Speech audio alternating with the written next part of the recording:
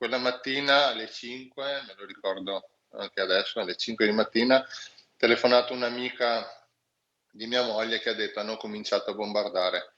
E noi dalle 5 mattina poi abbiamo cominciato a vedere tutti i social media che c'era appunto il discorso del presidente russo, poi hanno cominciato a far vedere le prime bombe cadute, i primi razzi caduti, e da lì c'è stato, diciamo, il periodo più buio che abbiamo vissuto, e soprattutto il primo mese è stato, anche i primi 3 mesi sono stati parecchio bui.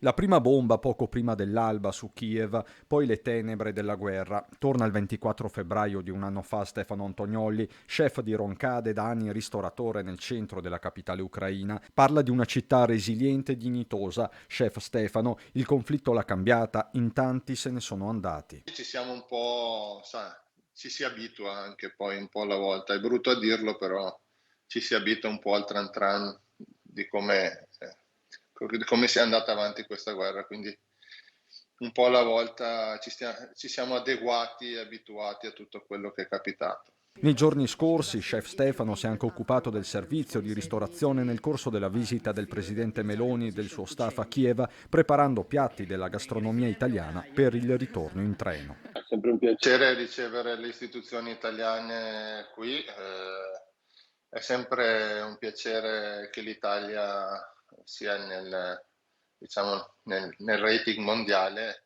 che si faccia sentire. Si vive con l'ansia a Kiev e in tutta l'Ucraina, ma Stefano Antoniolli ha scelto di rimanere nel suo ristorante gestito con la moglie. Ai parenti e amici in Italia manda un messaggio. No, io sono qua per scelta, ho scelto di rimanere qui, quindi che spero che non si preoccupino più di tanto. Sono sempre qua, vivo, vegeto, sempre disposto ad andare avanti, a tener duro, ad aiutare.